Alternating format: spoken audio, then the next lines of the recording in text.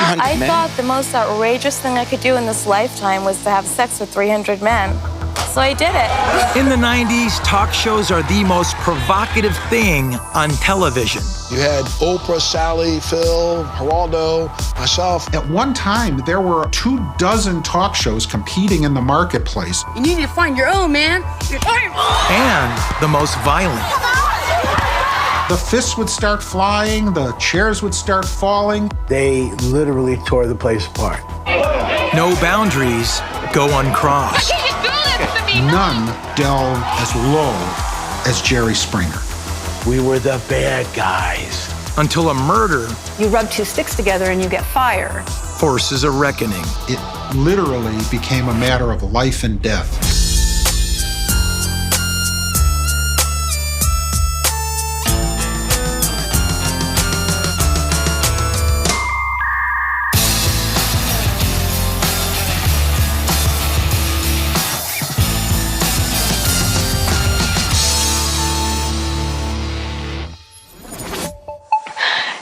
It is very hard to forgive you for what you did to me, but I do forgive you.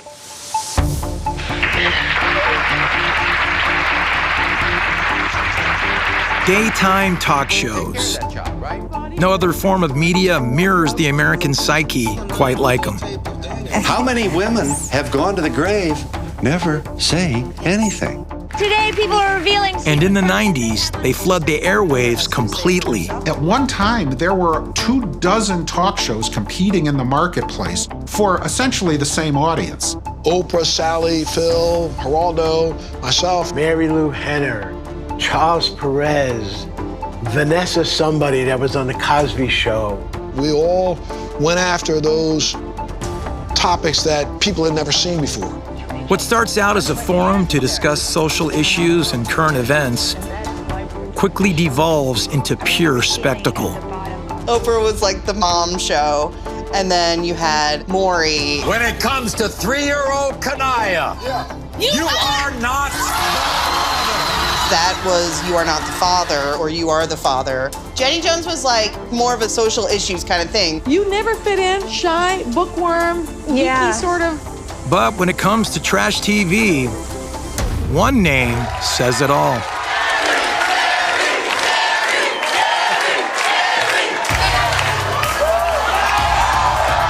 Jerry Springer was the show where everybody would fight.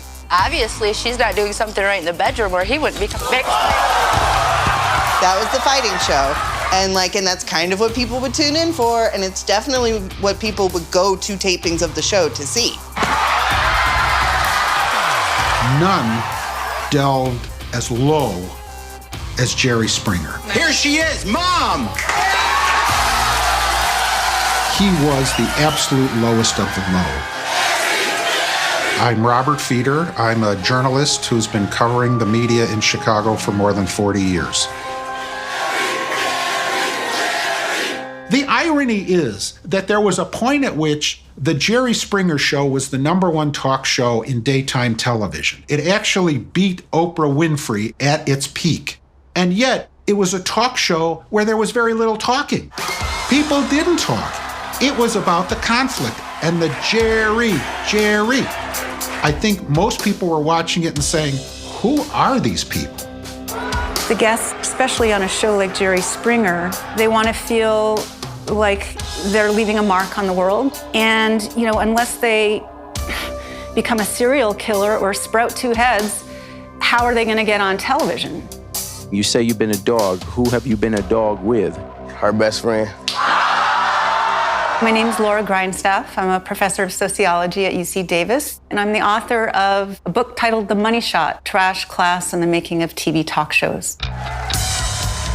She also once worked on the Jerry Springer Show. I think most people who were in college in the 90s watched at least some Jerry Springer. Me and my roommates would watch Jerry Springer and just smoke terrible dirt weed all the time. My name is Katie Reif, and my first job out of college was as an associate producer on the Jerry Springer Show. I think it was the car crash quality of it, the kind of gawking at a car crash thing. You do this to me, no! make it interesting with the sound off. Because a lot of people are just flipping through the TV. You hit the Jerry Springer Show, it's gonna make them want to stop. I'm Richard Dominic, and at one time I was the executive producer of the Jerry Springer Show. Can we back up a little bit? In 1991, Dominic is first hired to be just one of Jerry Springer's half-dozen producers. When I first started on Springer in Cincinnati, I didn't know what to expect. I knew he was a newscaster, and he won Emmy Awards for being the most popular newscaster in Cincinnati.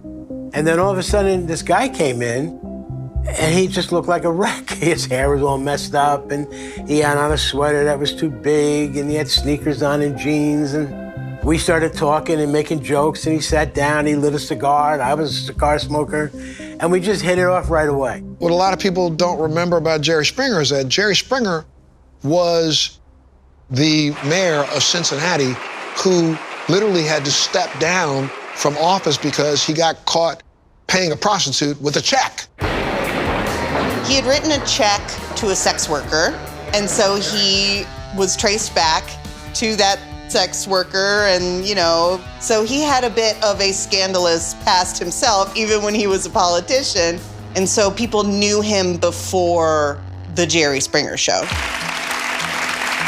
If you just joined us, this is our first show, and we're putting together people who haven't seen each other for 35 years.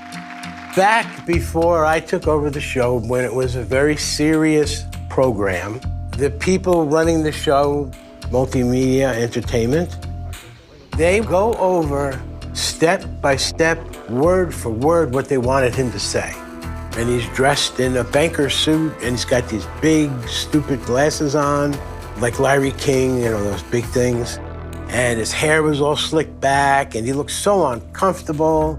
It was like they had programmed, or were trying to program, a robot, because in their head, he was Phil Donahue.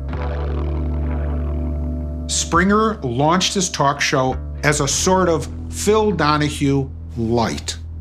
People often think about the origins of talk shows as sort of beginning with Phil Donahue. He really innovated this format. He explored reproductive rights, child custody issues, equal pay. He had the silly moments on there too, but he tended to mix the political, the personal, and entertainment together in a kind of package that was more socially conscious than you would sort of see coming up afterwards. This audience wants in here. Phil Donahue, on one occasion, to try to contain an unruly audience member who started yelling out questions of the audience, Phil Donahue literally stepped across a light grid and put a microphone in a person's mouth. That's what started the audience getting an opportunity to speak back.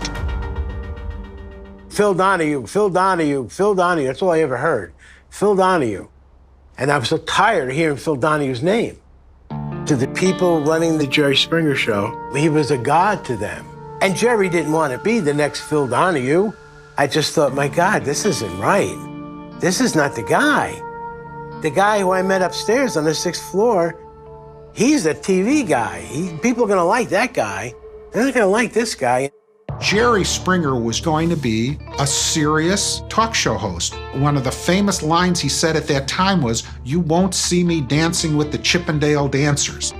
Well, that turned out to be quite ironic, since that would have been mild compared to what the show eventually evolved into. If you go back and look at the original Jerry Springer Show, the original Jerry Springer Show was as calm as Phil Donahue, and even calmer than my show. We have a nice surprise for you today, okay? What? You are going to meet your daughter, Sandy, who you have not seen in 35 years. Sandy? Sandy? When I think back at that first season in Cincinnati, in my opinion, it was just dreadful. Boring, and he had 1,000,001 cards in his hands, and it wasn't working, and it was obvious it wasn't going to work. For its second season, Multimedia Entertainment and NBC-owned studios team up and relocate the Springer Show from Cincinnati to Chicago. The move does little to boost their ratings, But for Richard Dominic, it means a promotion to executive producer. I was asked to take over the show.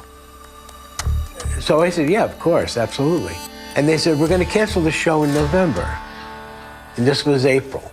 It was like, yeah. So that's when we decided, hey, let's turn the tables on everybody and let's keep the show on the air. And if we could stick it to multimedia and we can make this work and we can stay on the air past November, great. It'll be a battle won. To turn those tables, the Jerry Springer Show will take its cue from one of the most brutal episodes of television ever aired. In the 90s, the Jerry Springer Show will evolve into a spectacle of violence and human indignity. But that inspiration actually starts with this guy. Let me tell you the story of Geraldo Rivera. In 1986, Geraldo Rivera's career had come to a standstill. He had been a high-profile correspondent for ABC News when Tribune Entertainment approached him about doing a live special from the Lexington Hotel in Chicago to uncover whatever hidden treasures or secrets were in the vault in this hotel that was once controlled by Al Capone. The hype was relentless. For weeks, people were talking about what's Geraldo going to find in Al Capone's vault. And at the final minutes of the special, they break through the vault walls, and what they find is absolutely nothing. All right, we'll be right back after these commercial messages. We'll see what we got here. No bodies, no treasure, no guns, no nothing. And then the ratings came out the next morning. And it turned out to have been the highest rated syndicated special in history. For an encore, Tribune Entertainment hired Geraldo Rivera to host a talk show. That Capone special proved that all sizzle and no steak could still deliver meaty ratings. But on his new talk show, Geraldo decides to see what happens when you serve up real controversy. Fast forward to when the chair incident occurred. Okay. The show featured a panel of young white supremacist youth who were sort of pitted against black activist Roy Innis. Things got very heated, and a fight erupted, a brawl erupted.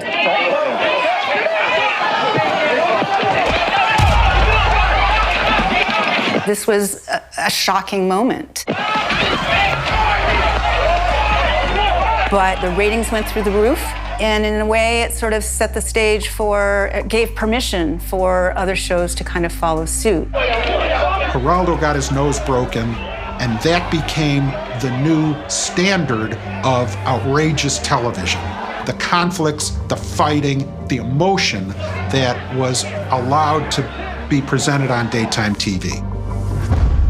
Many talk shows switch gears by infusing conflict and topics designed to shock. I defy any of the hosts back then to say that they weren't approaching and trying to do the most salacious topics that they could possibly do, and that was all of us. A lot of people, look back and don't remember. Oprah was the one who put on, for the first time, she started showing you strippers. She started showing you, call girls. She started showing you a segment of society that no one had ever got a chance to see before. As trashiness becomes the new standard, it becomes clear that Jerry Springer needs to change his image if he hopes to stay on the air. And his new executive producer is the perfect person to provide the makeover. We kind of knew we were getting canceled. So that's when we decided, let's go have some fun. So right away, boom, we changed everything. Now we got a chance not to be Phil Donahue. We had a chance to be Jerry. In a second, a snap of the fingers, Jerry went out there and was himself. Jerry never knew what they were going to say. Jerry went with the flow, and that's why Jerry was so good, and that's why the show worked. He got rid of everything, all that burden, those chains they had wrapped around him, gone. In 1994, the new and improved Jerry Springer Show hits the airwaves. He also told you that, you know, he was in love with you and he's gonna marry you. Bull bitch. He still So that was the beginning of it, of the nightmare of television. And I happened to be brushing down at her tail end, and she lifted her tail up, and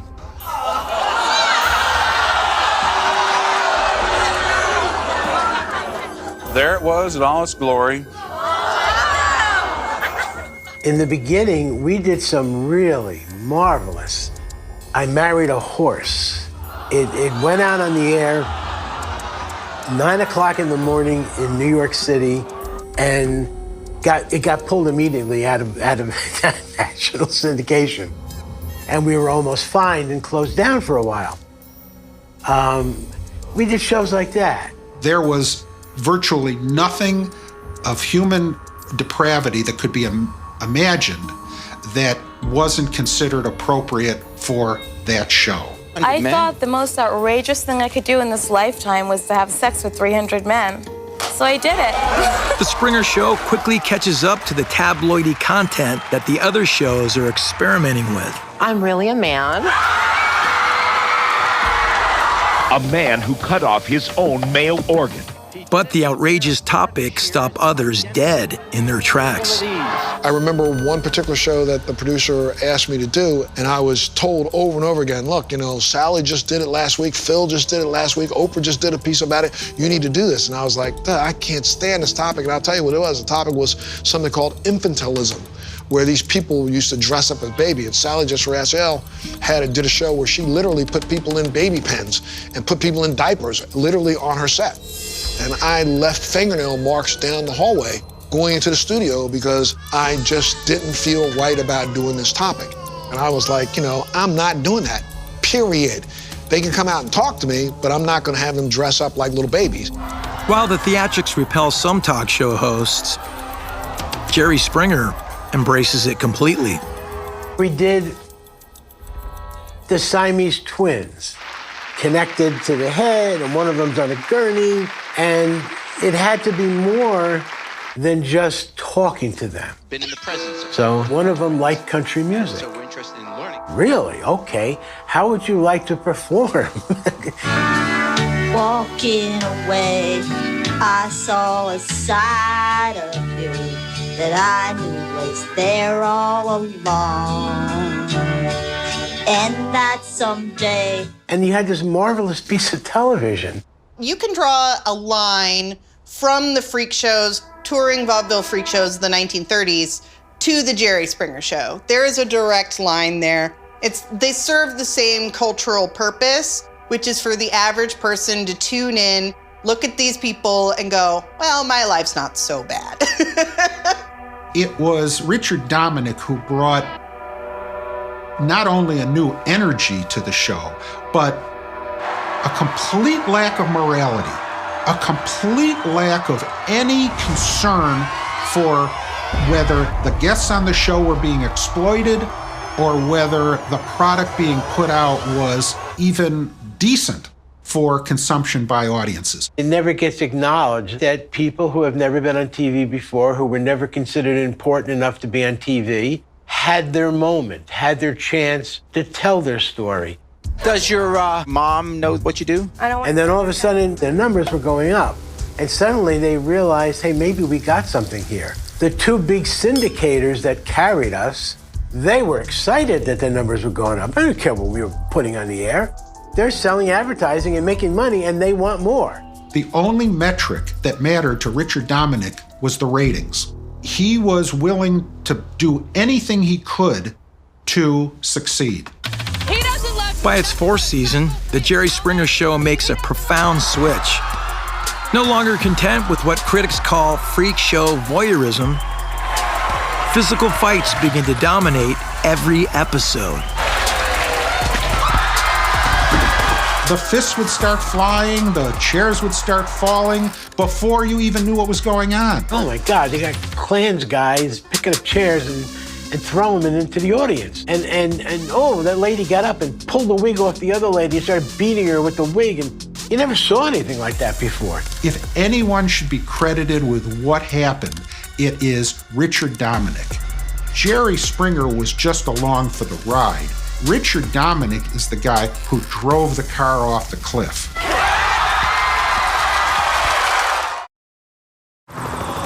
O.J. Simpson is sitting in the back seat, and he has a gun at his head. If there's one image that defines the shift in media during the 1990s, it's this: the slowest high-speed chase ever captured on video, as O.J. Simpson fleeced police in a borrowed white Ford Bronco. The manhunt and the trial that follow become a media spectacle.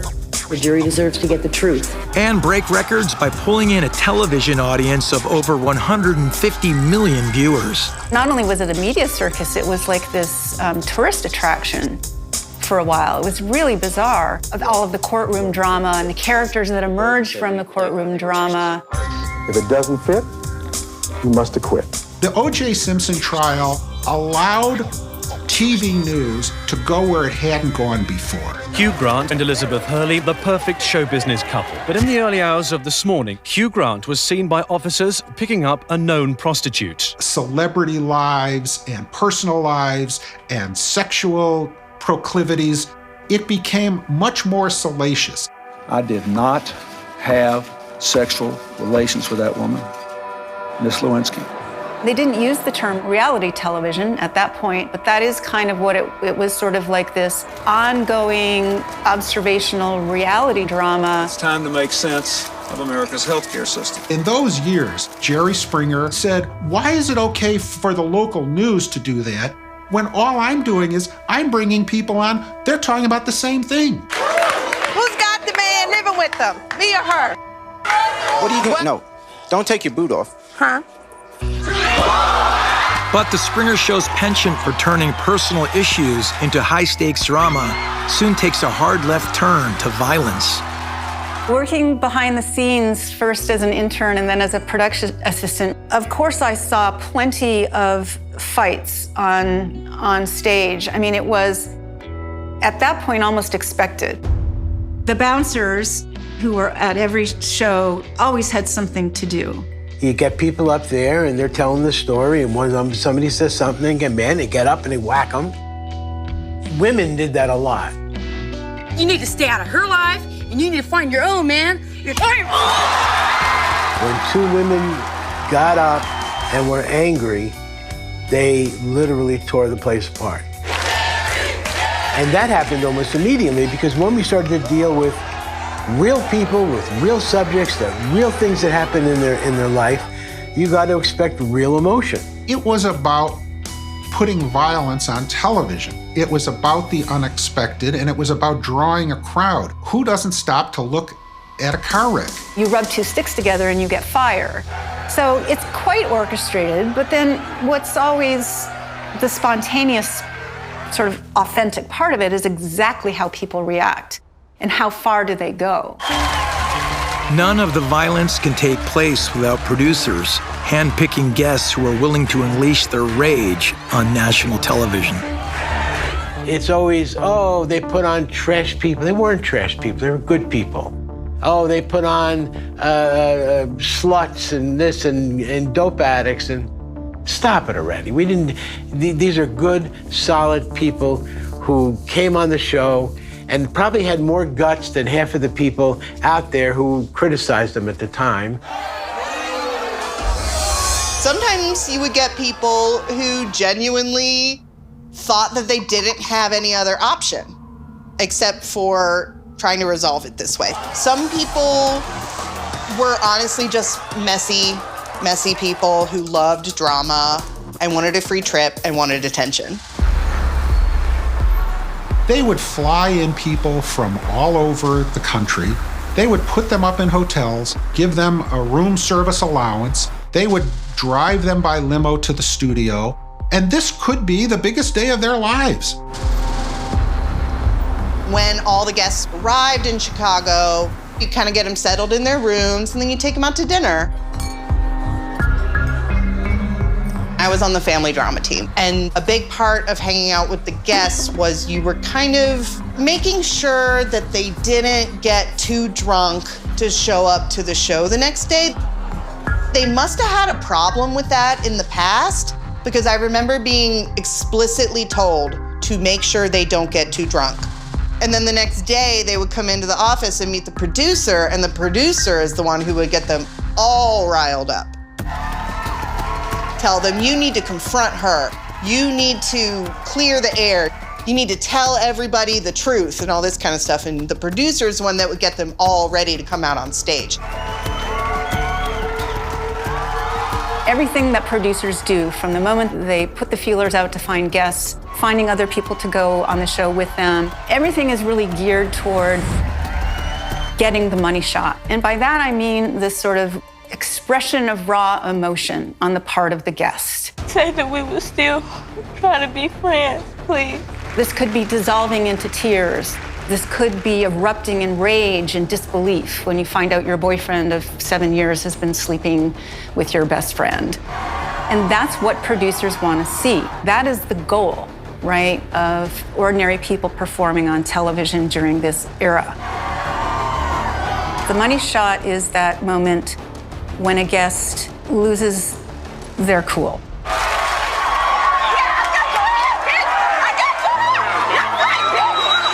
One of my most memorable days on Jerry Springer is my producer hands me a list of groceries and some cab fare and says, go buy everything on this list at the store. And it was all Thanksgiving foods. This was an episode where we had a family that was having some kind of drama. They sat all the members of this family down at a big long table with all this soft, throwable food in front of them, and it was a food fight. You know what? I'm not losing weight for you.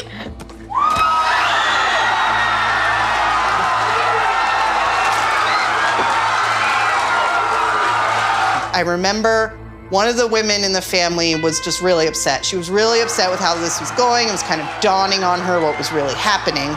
And during the commercial breaks, I remember standing there asking her to please not touch her face and please not wipe the food off of her face for continuity. And she's like very emotionally upset. She's realizing what's happening. She's humiliated. And I couldn't even offer her any kind of sympathy or comfort in that moment, because my main job at that moment was to make sure that she looked as ridiculous as possible when the commercial break was over. That was the moment I felt the absolute worst to be there. One of my jobs was to help make sure that the guests left the stage and went to the green room and got their things together. And there's this saying in the industry, bring them in by limo, send them home by cab. Because now that they've delivered what you need them to do, let's get them out the door. With the Springer Show grabbing headlines by getting humiliating money shots out of its guests, other shows scramble to keep up. Here's Shine. The Jenny Jones Show succeeds when one guest makes front-page news when he murders another guest. We're good friends. Well, guess what? It's Scott that has the crush on you. You lied to me.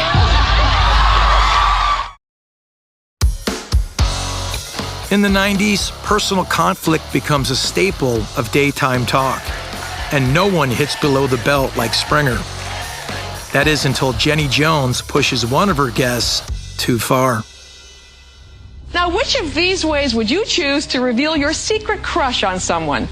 A, would you write that person a letter? B, would you tell the person in private in case he rejects you? Or C, would you tell that person that you're gay and you hope he is on national television? There was a man who was asked to come on the Jenny Jones Show, and someone was going to reveal a secret crush to him. And then it turned out to be another man who we already knew. And this had kind of been going on off camera already, where the one guy was kind of aggressively pursuing the other guy and he wasn't interested. And then it elevated to a new level when it was on national television. Did you have any idea that he liked you this much? No, I did not. Can you tell us what your status is? Are you involved with anybody, or? No, but I am definitely heterosexual, I guess you could say. 3 days later, the person who was the object of that crush murdered the guest. He goes home and he sees a note written by Scott that if you really want to get it off, I'm the only one who has the right tool. The show didn't actually even air. It was a taping, and it was a couple of days after the taping that Jonathan Schmidt killed Scott Amador. His brother's death. But because they're both men, and Schmidt did not identify as gay, he felt humiliated by the admission. There was a lot of debate about, well, was Jenny Jones really responsible? Jenny Jones is called to testify and is questioned about her demeanor on the show and how she seemed to relish in Jonathan's discomfort. Did you ever think that if you didn't go for that extra little setup to pull that last bit of emotion out, that maybe this terrible tragedy which brings us together today wouldn't have occurred? I don't know what you're talking about. On the stand, she had very little to say. The whole industry, in some ways, I think, had a certain liability.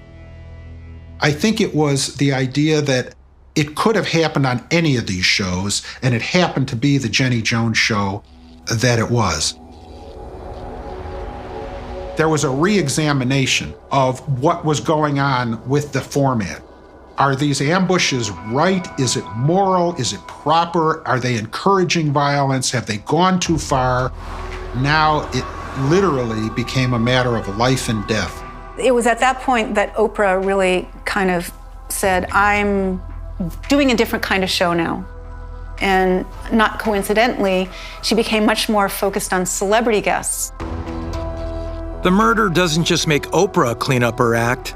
Montel, Jenny Jones, even Geraldo decided to change directions. You had everybody running like chickens without a head. And one that really gets me is Geraldo, the biggest. Here he's got a show called Geraldo, and he's trying to do what we're doing, and he thinks he's got his cool and he's being who he is, and then all of a sudden that happens. Jenny Jones, boom. And all of a sudden, the next day, it's the Geraldo Rivera show. And now he's wearing his glasses because he's gonna do an intelligence show. And he looked like a moron, okay? Geraldo, if you happen to see this, you looked like a moron because you're a hypocrite. And all of a sudden you ran scared. Richard Dominic looked at the same set of facts and he went in the opposite direction. He decided if all of these other talk shows are gonna pull back from the outrageousness, we're gonna move forward. Let's hear what Anna has to say about this. The other woman, here's Anna. Jerry Springer continued on doing what he does best, which is to provide a cultural cartoon for the entertainment of viewers. When the Jenny Jones murder happened, it rocked television. Honestly, did not rock us at all. In fact, the Springer Show's ratings soar, and they claim the #2 spot in daytime television right behind Oprah. But not everyone is impressed by Jerry's success, and soon the media start pinning the Jenny Jones murder on both Springer and Richard Dominic. People turned on our show as if we did it. Before Jenny Jones was baking muffins. Now she was trying to imitate us. And then we got the blame for it. We never brought somebody on and surprised them. We didn't. We said, this is gonna happen or this is gonna happen, and you gotta be okay with it. And if they even for a moment had to think about it, I wouldn't put them on. We're not gonna allow that to happen. Blaming Springer for the Jenny Jones murder does little to change their content.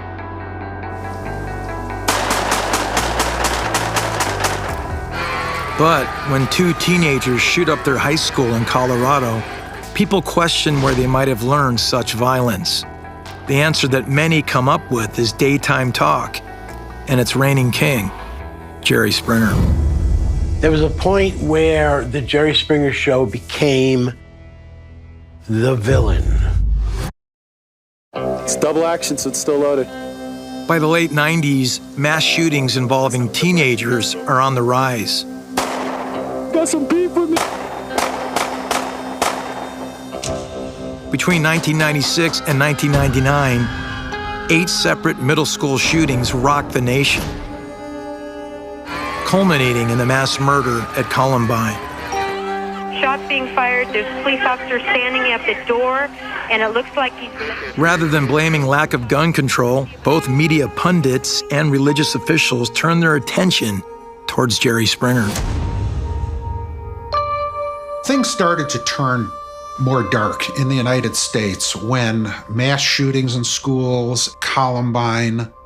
I think we all had to reassess where America was headed and whether any of these programs, including Jerry's, had anything to do with it. You had this horrible Columbine massacre at a school with these 2 cuckoos who walked in with guns and raincoats. And the next day, they're saying we were responsible. There were forces in Chicago. A Catholic priest named Michael Flager led a protest and actually brought picketers and petitions and marches to NBC Tower to protest Jerry Springer and to try to get him off the air. Very righteous man. He got a group of people to picket, and they were making noise, and people were screaming outside of the building and walking around with picket signs. The Springer Show is Satan. We're not Satan. I think it would be too difficult to draw a straight line from what was going on to what occurred in terms of the actual violence being played out. But I do believe that shows like Springer dramatized a coarseness that was pervading society. The Springer Show is well used to receiving criticism, especially from religious voices. It's long been par for the course, but then Oprah jumps into the fray. I don't think that it was a calculated effort to target Springer, but Richard Dominic still took her negative comments as a challenge. There came a point in the show where the Springer Show was number 2 in the ratings of daytime. There was only Oprah ahead of us, but she started making me angry because she's sitting on the top of the heap, and every time I turn around, I hear Oprah said this, Oprah said that. She says it in the press. And the only thing I ever said was, if you want to save the whales, call Oprah. If you're sleeping with a whale, call the Jerry Springer Show. That's but the only thing I ever said publicly. But to the staff, I said, you know what? I want to beat her. By 1998, Jerry Springer was number 1. He was still front page news in Chicago for everything that was going on with the show. And there were still people who were complaining about the fights and the violence. That was when it was at its peak. Into that comes the Chicago City Council. If it's a crime to slap your wife at Sox Park or Soldier Field, then it's a crime to slap your wife on the stage at the Springer Show. An alderman named Ed Burke decided to go after Springer on the basis of the fights that were being shown on the program. Basically, his case was there's only 2 possibilities. If those fights are real, then that is assault, and the Chicago police ought to be arresting those people. If those fights are not real, then it's fraud, and it shouldn't be allowed to be shown on television. If I was to suddenly grab this book and walk up to you and smack you with it, Yeah? would you think that I was committing a violation? You want him to do it? Jerry, much to his credit, showed up and testified without being subpoenaed and made a mockery of the whole thing. I mean, basically, he treated it all as a joke because the fact is, it really was a joke. Let me ask the question. Would you like me to have the reporter read the question back to you? It calls for a yes or no answer. Yes. Would you please do it, because at least she won't be yelling. Go ahead. It was purely for headlines. It was pure grandstanding in the classic political sense. And Jerry Springer, who was a politician before he ever got into television, knew that better than anyone. They asked him if he wanted to make a statement, and he said, I am not now, or nor have I ever been a member of the Communist Party. And we just laughed at them. It was a wonderful performance. He was not concerned at all that this was going to amount to anything of any substance at all. The negative media attention bolsters Springer's ratings even more. But his particular strain of trash aesthetics will give birth to a new kind of entertainment, one that will change the country. Pay attention, police.